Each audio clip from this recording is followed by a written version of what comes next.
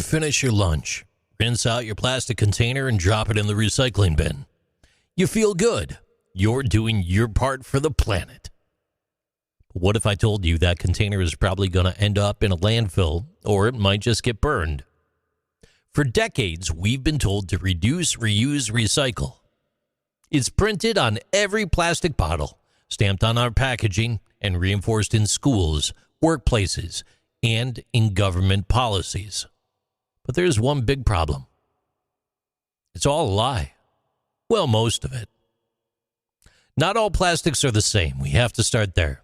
They're categorized by resin codes, those little numbers inside the triangle. And here's what they really mean. If you see the recycling triangle and the number 1, it relates to PETs.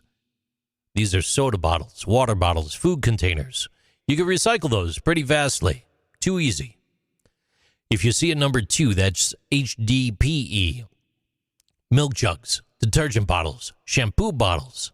Also widely recycled. Number 3 is PVC. These are plumbing pipes, vinyl siding, shower curtains. They're rarely ever recycled. Then there's number 4, LDPE. These are plastic bags, bubble wrap, squeeze bottles. Those two are never recycled. Almost never. There's number 5, PP. These are yogurt containers, bottle caps, straws. Very limited recycling there. If you see number 6, that's PS. Those are disposable cups, takeout containers, packing peanuts. These are never recycled. That includes styrofoam. And number 7, other or mixed plastics. These are DVDs, sunglasses, electronic casings.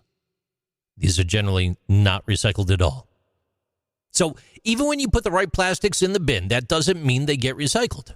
The reality, less than 9% of all plastic waste worldwide is ever recycled. The rest, 12%, is incinerated. The other 79% is dumped in landfills or scattered across the planet, and that number keeps growing. And if it's on a ship at sea, they'll just throw them in a big bag and toss them overboard. For years, recycling in Western countries was just a massive outsourcing operation. The U.S., Canada, and Europe shipped millions of tons of plastic waste to China, Malaysia, and the Philippines, and Indonesia. But here's the catch. These countries weren't actually recycling most of it. Once they received it, they would burn it, or bury it, or dump it into rivers and oceans. In 2018, China finally had enough. The National Sword Policy banned plastic waste imports, and almost overnight plastic recycling collapsed in the United States and in other countries. Suddenly, the trucks still came, the bins still filled up, but absolutely nobody wanted the waste. There's a huge cost for this entire illusion. We pay for recycling in more ways than one.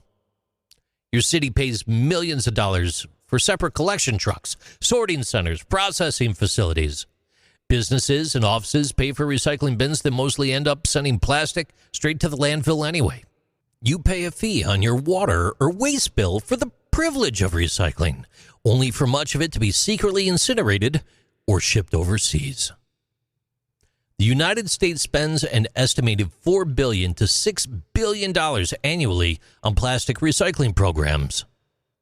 And some cities pay over $300 per ton to process recyclables, double the cost of sending it into a landfill. New York City alone spends $40 million per year just to separate and process plastic waste. In Los Angeles, they spend $35 million annually on its recycling program, but over 70% of the plastic out of LA ends up in a landfill. The average American household pays between $5 to $10 a month for recycling pickup, adding up to billions of dollars nationwide over time. The cost to collect, sort, and process a ton of plastic is often higher than simply producing new plastic from raw petroleum. In other words, it's cheaper to make more plastic than to recycle it. Recycling is not saving the planet. The plastics industry has known this for decades.